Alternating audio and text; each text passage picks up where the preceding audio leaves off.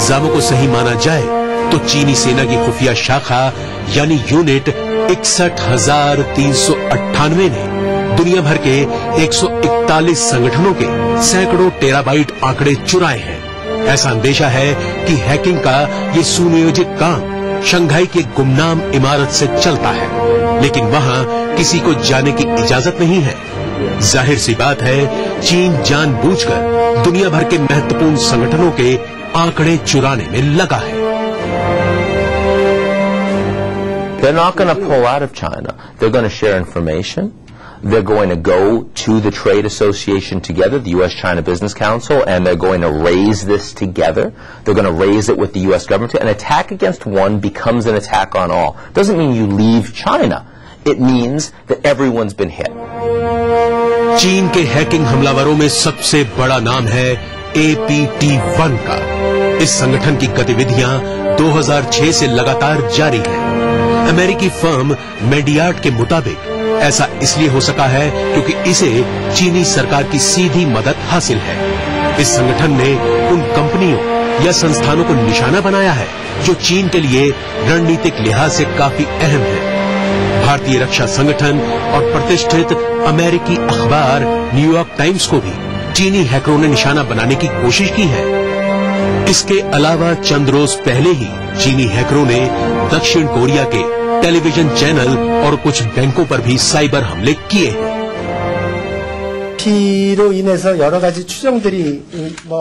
हमें पता चला है कि इन कंप्यूटरों का IP एड्रेस चीन का है, लेकिन हम अभी किसी ठोस नतीजे पर नहीं पहुंचे हैं और हैकरों की पहचान की कोशिश कर रहे हैं।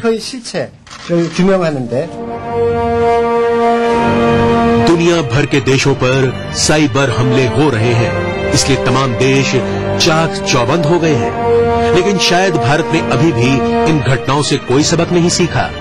ऑनलाइन हमलों से सुरक्षा को लेकर पिछले साल मैकफी साइबर डिफेंस रिपोर्ट ने एक रैंकिंग जारी की थी। इसमें बताया गया है कि साइबर हमलों का सामना करने और उनसे बचाव के मामले में फिनलैंड, इजरायल और स्वीडन जैसे देश काफी आगे हैं, जबकि भारत काफी पीछे है। इजरायल ने तो इन हमलों से निपटने के लिए साइबर टास्क फोर्स बना रखी है। सवाल ये है कि क्या भारत इन देशों से कोई सबक सीखेगा? अब वक्त है एक छोटे से ब्रेक का।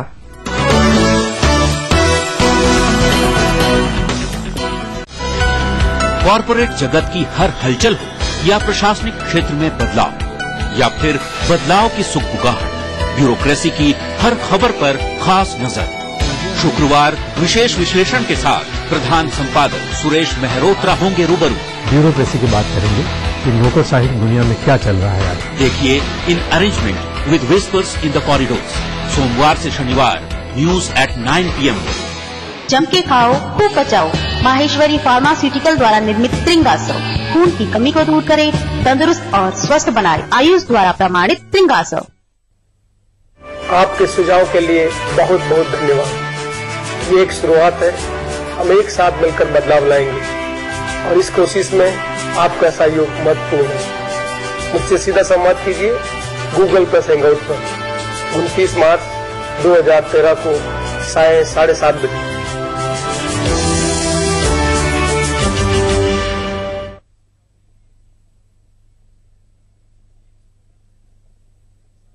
प्रकृति के हरे भरे वातावरण के साथ बिताएं अपने जीवन के यादगार लम्हों को। अपने सपनों के आशियाने में पैरामाउंट ग्रुप लेकर आए हैं premium villas golf forest site C Surajpur greater Noida में, जहां होंगी कई आधुनिक सुविधाएं, club with high end ambience and facilities, sports facilities, reticulated gas pipeline system, high security with 24/7 CCTV, most advanced irrigation system, beach effect swimming pool with pool bar, international style roads having ample parking and much more. Paramount group. जो भी देखे बस देखता रह जाए, जब त्वचा गुनगुनाए। Coconut के गुणों वाला वीनस सोप। अब त्वचा को गुनगुनाने दो। ये कौन सी फीड खाकर गुड फील करती हैं? मज तारा फीड देख के कलोल कर दी खावे तारा तारा, फिर सुबह शाम दूध दाके टोल भर दी खाके फीड तारा। आए भैंसों को नजारा जब फीड मिले तारा।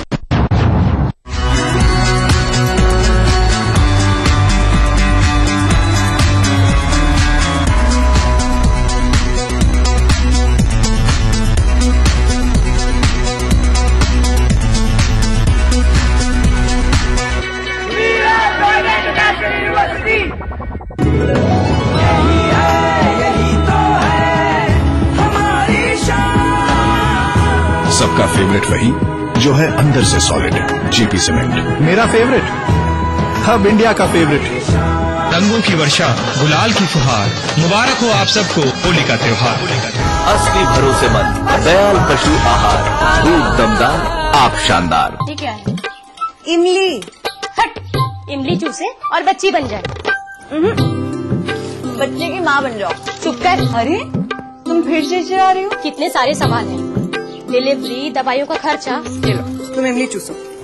सरकार अब दे रही है मुफ्त सुविधाएं, डिलीवरी, दवा, टेस्ट, खाना पीना और आने जाने के लिए गाड़ी भी, और नवजात शिशु के बीमार होने पर 30 दिन तक की मुफ्त सुविधाएं। जननी शिशु सुरक्षा कार्यक्रम, हर माँ और शिशु का अधिकार।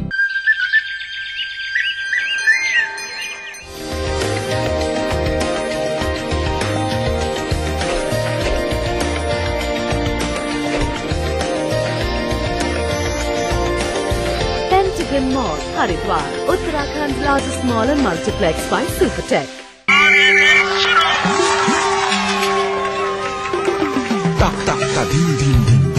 फिर से भाई बहन सबसे आगे, ये नाच क्या है?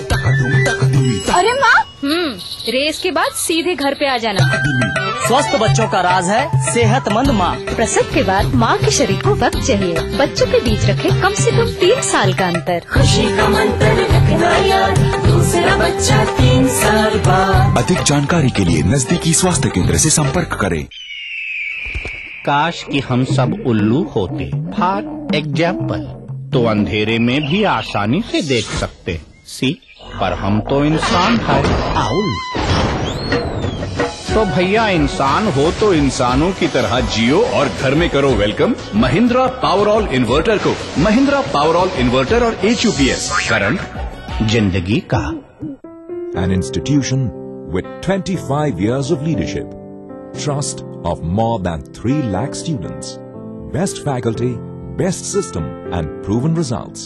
Trusted name in the field of IIT JEE, AIEEE, pre-medical and pre-nurture. Allen Career Institute, Kota, Rajasthan. Your path to success. आपके सुझाव के लिए बहुत बहुत धन्यवाद। ये एक शुरुआत है, हम एक साथ मिलकर बदलाव लाएंगे और इस कोशिश में आपका सहयोग महत्वपूर्ण है। मुझसे सीधा संवाद कीजिए गूगल प्लस हैंगआउट पर 29 मार्च 2013 को 7:30 बजे।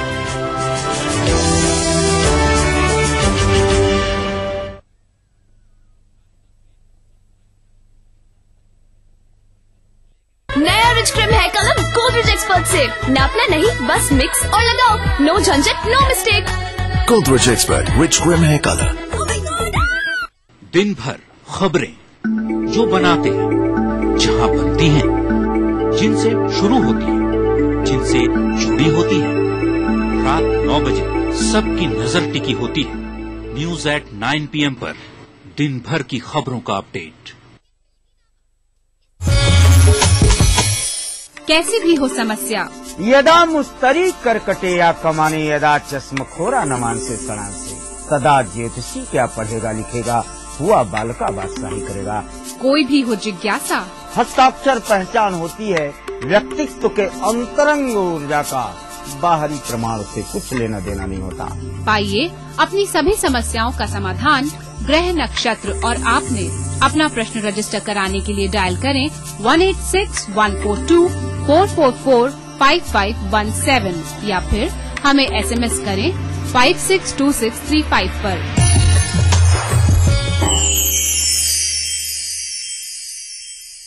कार्यक्रम के सह प्रायोजक हैं बैद्यनाथ का सामृत, अब खांसी और लाइफॉन, टाइम जी डिटर्जेंट पाउडर और केक।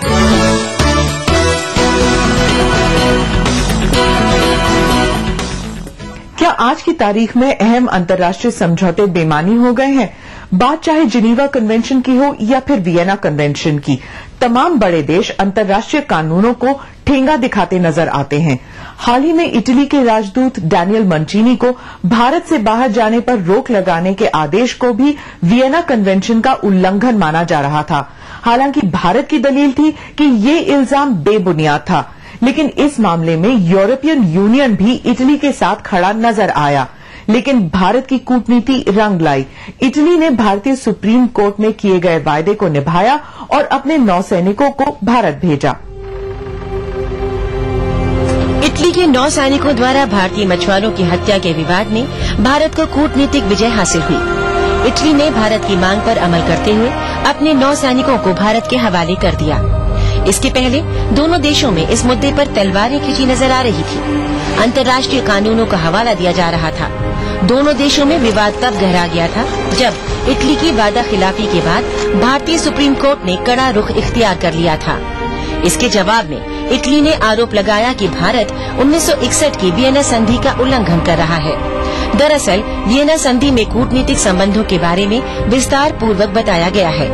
इस संधि का 187 से ज्यादा देश पालन करते हैं, इसलिए भारत पर ऐसा इल्जाम लगाना कि वो इस पर अमल नहीं कर रहा एक गंभीर आरोप था। कोई भी पुराने कानून होते हैं वो वक्त के साथ साथ अगर बदले न जाए तो आउटडेटेड हो जाते हैं, तो उसमें बदलाव की बहुत जरूरत है। हमेशा जरूरत रहती है, कानून को वक्त के हिसाब से बदलना चाहिए। जमाना बहुत बदल गया है, ये बहुत पुराने कन्वेंशन है और इनके जितने भी कन्वेंशन है वो सब वेस्टर्न नेशंस को मद्देनजर दिमाग में रखते हुए बनाए गए थे और उन्हीं के बेहतरी के लिए बनाए गए थे। इन सब में चेंज की जरूरत है। वक्त आ गया है, अब मल्टीपोलर वर्ल्ड इमर्ज हो रहा है। मैं समझता हूँ उस पर डिबेट डिस्कशन शुरू हुआ है आने वाले वक्त में। लेकिन ये कि चेंज आसानी से बड़ी ताकतें होने नहीं देती। बात सिर्फ वियना संधि की ही नहीं बल्कि जेनेवा संधि की भी है। अंतर्राष्ट्रीय मानवाधिकारों से संबंधित इस महत्वपूर्ण संधि को गंभीरता से न लेने का आरोप तमाम देशों पर है। जेनेवा कन्वेंशन में स्पष्ट कहा गया है कि अंतर्राष्ट्रीय कैदियों और युद्ध बंदियों को प्रताड़ित करने का अधिकार किसी भी देश को नहीं है, लेकिन कैदियों पर अमानवीय यातना के आरोप तमाम देशों और उनकी सेनाओं पर लगते आए हैं। इसके अलावा भी संयुक्त राष्ट्र के तमाम नियमों की भी बहुत से देश अवहेलना करते आए हैं, लेकिन अफसोस इन देशों के खिलाफ संयुक्त राष्ट्र कोई कार्रवाई नहीं कर सकता।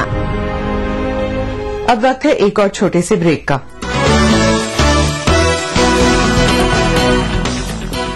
ऐसा देश नहीं कोई दूजा, यहाँ चरणों की हो पूजा। पैर तले है जन्नत, यहाँ झुक जाए सब आगे, यहाँ पीछे दुनिया। मंजिल के हर सफर में साथ एक्वालाइट फुटवेयर, हर कदम विश्वास के साथ।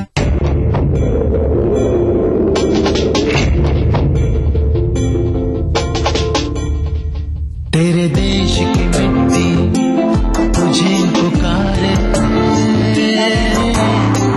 भारत का वासी है तू, बातें गर्व से बतला रे। वो जुड़ जा रे, जुड़ जा रे, जुड़ जा रे।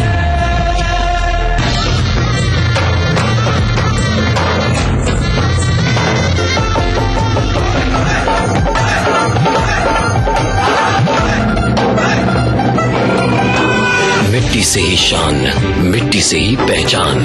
तो बनिए हिस्सा नेशनल पॉपुलेशन रजिस्टर का। कैंप्स शुरू हो चुके हैं। राष्ट्रीय जनसंख्या रजिस्टर, मेरी पहचान मेरा अभिमान, भारत सरकार द्वारा जनहित में जारी। राजेश मसाला है ये, सचमुच स्वादिष्ट, सचमुच शुद्ध।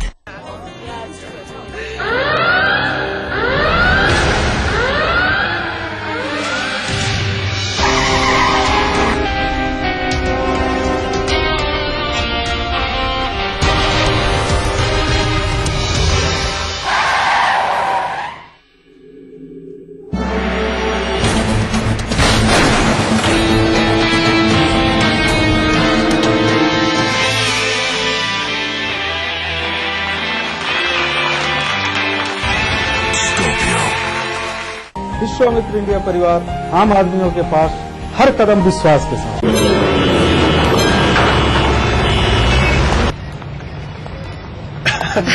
क्या कर रहे हो? क्या कर रहा हूँ? बदतमीजी मत करो, पड़ोसी देख लेंगे। बदतमीजी मत करो, पड़ोसी देख लेंगे। तो कल शाम बस स्टॉप पे सोचूंगी, कल फोन करना। अरे बंद करो ये पागलपन, बाबूजी देख लेंगे। बाबूजी देख लेंगे, पड़ोसी देख लेंगे, देखने दो तो कल बस स्टॉप पे। क्या बहू इतनी देर करती? बाबू, हम समझते हैं कि रिश्तों के लिए अपना घर होना कितना जरूरी है, इसीलिए बैंक ऑफ इंडिया लाए हैं आसान home loans. Bank of India, रिश्तों की जमा पूंजी। घर बनाना हो या कोई बहुमंजिली इमारत, बांध या पुल, बिरला गोल्ड सीमेंट, चट्टानों सी मजबूती, खरे सोने की क्वालिटी, बिरला गोल्ड।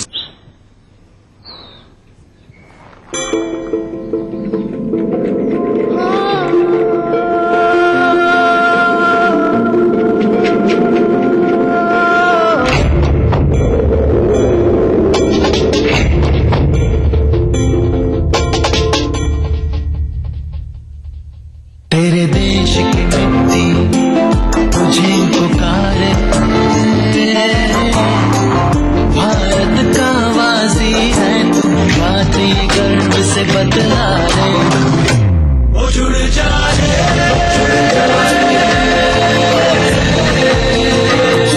ओ जुड़ जा रे, जुड़ जा रे, जुड़ जा रे।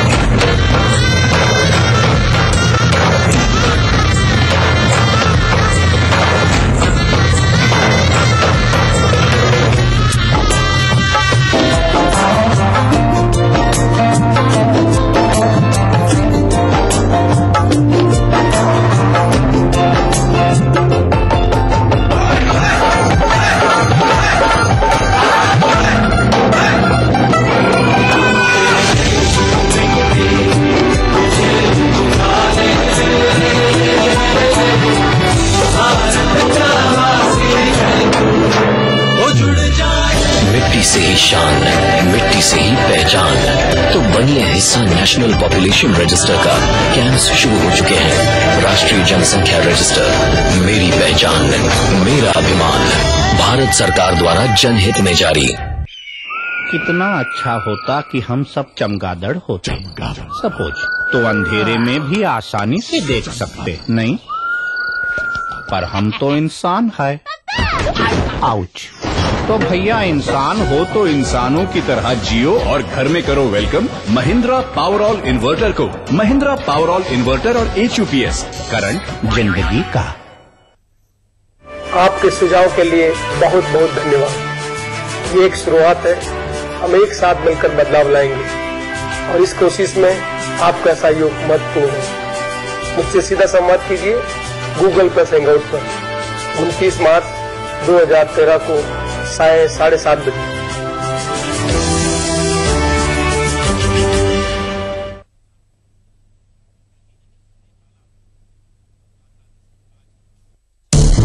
राजनीति की बिसात जहां सजती है रोज, हजार कठिनाई में भी जो हंसता है रोज, बार बार बिखर के भी जो संभलता है रोज, कहने सुनाने के साथ जो सुनता है रोज।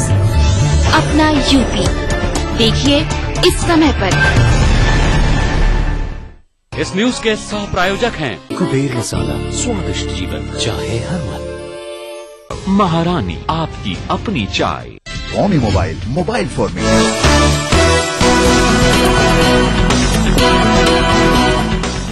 अब पेश है हमारा खास सेक्शन खबरें रफ्तार से। उत्तर कोरिया ने जापान स्थित अमेरिकी सैन्य बेस पर हमला करने की धमकी दी है। दक्षिण कोरिया और अमेरिका के सैन्य अभ्यास से नाराज होकर उसने ये धमकी दी है। अमेरिका द्वारा न्यूक्लियर हथियारों से लैस B-52 विमानों के इस्तेमाल करने से उत्तर कोरिया खासा नाराज है। उत्तर कोरिया ने इसे एक उकसाने वाली कार्रवाई बताया है और इसे अपने देश पर हमला करार दिया है। सत्ता जाने के साथ ही फ्रांस के भूतपूर्व राष्ट्रपति निकोलस सरकोजी की मुश्किलें बढ़ गई है। उन पर इल्जाम है कि 2007 में चुनाव प्रचार के दौरान उन्होंने फ्रांस की सबसे अमीर महिला से उनकी पार्टी के लिए जबरदस्ती चंदा वसूलने की कोशिश की थी। सरकोजी और उनकी पार्टी ने इन इल्जामों को राजनीति से प्रेरित बताया है और ऐसे किसी भी आरोप से इनकार किया है। अमेरिका के राष्ट्रपति बराक ओबामा ने ईरान को सलाह दी है कि परमाणु मुद्दे को सुलझाने के लिए यही उचित समय है। ईरानियों को उनके नए साल की बधाई देते हुए ओबामा ने कहा कि अमेरिका इस मुद्दे का शांतिपूर्वक हल चाहता है। हालांकि ओबामा ने कहा कि ऐसा होना आसान नहीं है, लेकिन अगर ईरान चाहे तो ऐसा बहुत मुश्किल भी नहीं है। ओबामा ने चेतावनी भरे लहजे में कहा कि अगर ईरान ने इस मसले पर सहयोग नहीं किया तो उसे अलग थलग रहना पड़ेगा। श्रीलंका ने संयुक्त राष्ट्र मानवाधिकार परिषद में पारित अमेरिका समर्थित प्रस्ताव को खारिज करते हुए कहा कि अपनी राजनीतिक मजबूरी के चलते ही भारत ने उनके खिलाफ मतदान किया। भारत सहित 25 देशों ने इस प्रस्ताव के पक्ष में मतदान किया, जबकि पाकिस्तान ने इस मसले पर श्रीलंका का साथ दिया। भारत के इस कदम से श्रीलंका में खासी नाराजगी है। अब पेश है हॉलीवुड और ग्लैमर जगत से जुड़ा हमारा सेक्शन ग्लैमर अपडेट, जिसमें हम आपको दिखाएंगे सितारों की जिंदगी के राज और उनसे जुड़ी कुछ चटपटी खबरें।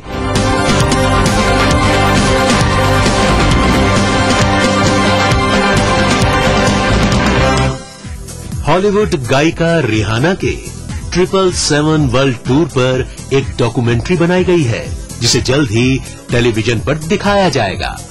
पिछले साल नवंबर में अपने 7वें संगीत एल्बम अनअपोलोजेटिक के प्रचार के लिए रिहाना ने 7 दिनों में 7 अलग अलग देशों में अपने कार्यक्रम पेश किए थे। इस टूर में पर्दे के पीछे के दृश्यों को रिहाना 777 नाम की टेलीविजन डॉक्यूमेंट्री में दिखाया जाएगा।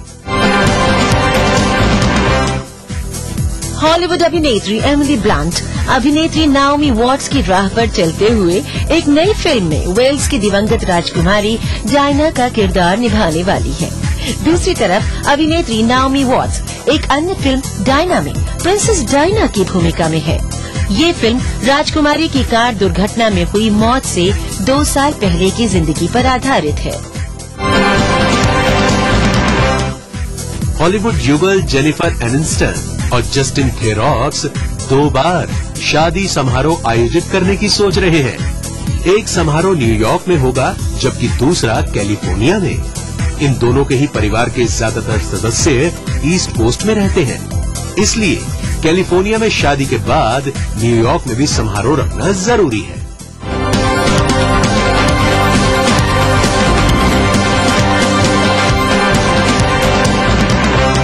तो ये था दुनिया अपडेट। अगले हफ्ते फिर हाजिर होंगे और खबरों के साथ। तब तक के लिए दीजिए इजाजत। नमस्कार, खुदा हाफिज।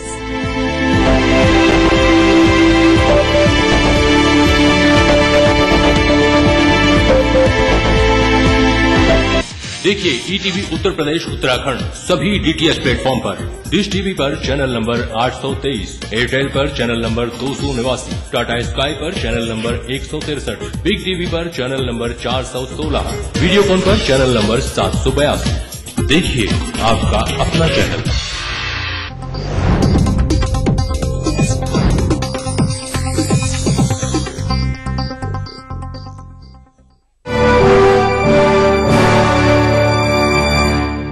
नाज़रीन आदाब, अधूरे ख्वाब की इस खास पेशकश में आप सभी का खैर मकदम है। उत्तर प्रदेश में समाजवादी पार्टी की सरकार को 1 साल मुकम्मल हो गए हैं। इस सरकार से कुछ लोगों को मायूसी हाथ लगी है, तो कुछ लोग अपने दिलों में अभी भी उम्मीद की लौ जलाए हुए हैं। सरकार ने 1 दर्जन से ज्यादा मुद्दों को अल्पसंख्यक वर्ग से जोड़कर प्रकाशित किया था। आज की कड़ी में हम जानने की कोशिश करेंगे कि आखिर इन 12 महीनों में सरकार ने 12 से ज्यादा मुद्दों पर किस तरह से अमल किया है। पेश हमारी खास रिपोर्ट।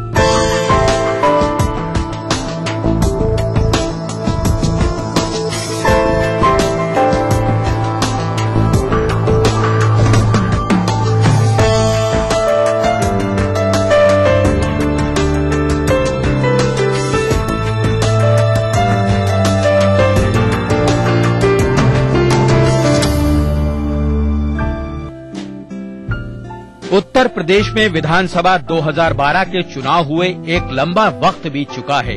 इसी के साथ मुख्यमंत्री अखिलेश यादव के नेतृत्व वाली इस सरकार का 1 साल का कार्यकाल भी खत्म हो चुका है।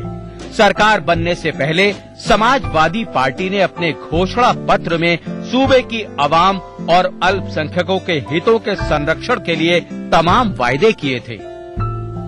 सरकार बनने के बाद अपने वायदों को पूरा करने के लिए पहले कन्या विद्याधन, उसके बाद लैपटॉप बांटकर छात्रों को तोहफा दिया गया है। इससे छात्रों में काफी खुशी भी है, लेकिन जानकारों का मत कुछ और ही है। जो लैपटॉप दिए जा रहे हैं बेशक ये बहुत जरूरी है आज की तालीम को देखते हुए, लेकिन यहाँ ये भी बहुत जरूरी है कि खाली लैपटॉप से किसी की भी तालीम में कोई फायदा नहीं होना है। इंटरनेट कनेक्शन होना चाहिए। अब जो गरीब लोग हैं या जो गांव में रहते हैं या जो ऐसे शहरों में रहते हैं जहां पर बिजली नहीं है, वहां पर उसका चार्ज होना लैपटॉप का, उसके बाद में फिर उसमें इंटरनेट पे काम करना, वो अपने आप में बहुत बड़ी दुश्वारी होगी।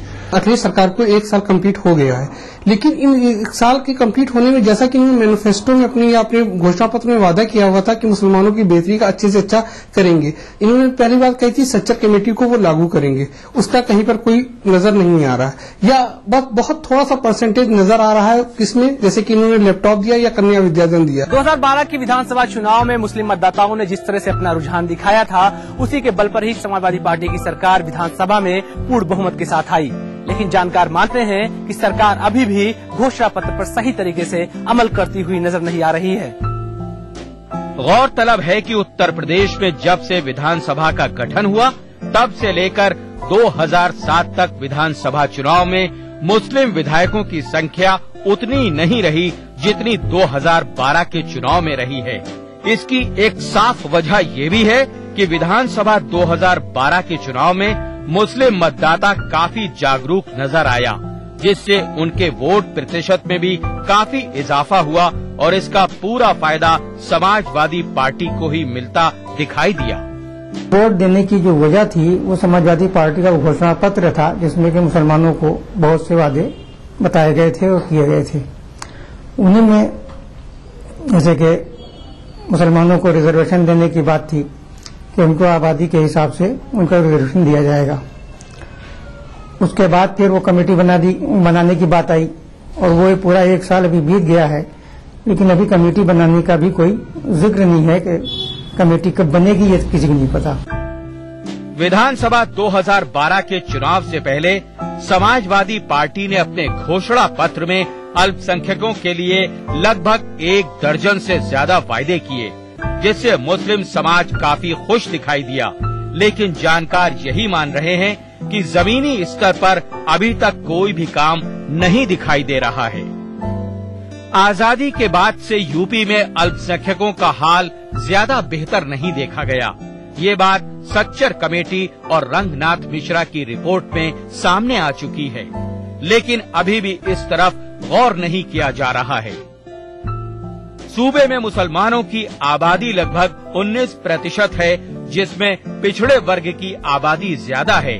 हमेशा से यही देखा जाता रहा है कि राजनीतिक पार्टियां इनको सिर्फ वोट बैंक के तौर पर ही इस्तेमाल किया करती हैं। इस बार सरकार से मुस्लिम समाज काफी उम्मीदें लगाए हुए है। उनकी बढ़ती हुई दुश्वारियों से निजात शायद उन्हें अब मिल जाए। इसके लिए सरकार के पास अभी भी 4 साल का वक्त बाकी है। सबसे पहले तो इनको बीपीएल सूची का सर्वेक्षण फिर से कराना चाहिए, जिसमें कि एक मेन चीज होती है कि उसके पास वो वहीं से कट जाता है मुस्लिम कि उसके पास बीपीएल सूची में नाम नहीं है। बीपीएल सूची में नाम हो जाने से उसको बहुत सारी चीजें, फिर दूसरी चीजें लाभार्थी से सीधे डायरेक्ट उसका संपर्क होना चाहिए। जो बीच में मध्यस्थ हैं ये बीच में उनका पैसा खा जाते हैं। उत्तर प्रदेश में पिछड़ापन अभी भी बहुत ज्यादा है, खासतौर से मुस्लिम बाहुल इलाकों में हालात और खस्ता होते जा रहे हैं। आजादी के बाद से लेकर 2012 तक बहुत सरकारें आईं और चली गईं। मुसलमानों ने हर किसी से उम्मीद की, लेकिन उनकी उम्मीदें पूरी होती दिखाई नहीं दी। नई सरकार से इस बार बहुत सारी उम्मीदें थीं और शुरुआती दिनों में समाजवादी पार्टी की सरकार जीत के जश्न में मशगूल रही, लेकिन उसके बाद लोगों को कुछ उम्मीदें बंधी। लेकिन 1 साल का वक्त बीत गया है, कुछ खास होता दिखाई नहीं दे रहा। प्रोग्राम में वक्त होगा एक छोटे से ब्रेक का। ब्रेक के बाद हम फिर हाजिर होंगे। आप देखते रहिए अधूरे ख्वाब। हजारों लड़कियां जन्म ही नहीं ले पाती, सिर्फ इसलिए क्योंकि सबको बेटा चाहिए। हमें लोगों की सोच बदलनी होगी। इसका जिम्मा हम युवा पीढ़ी को भी लेना होगा।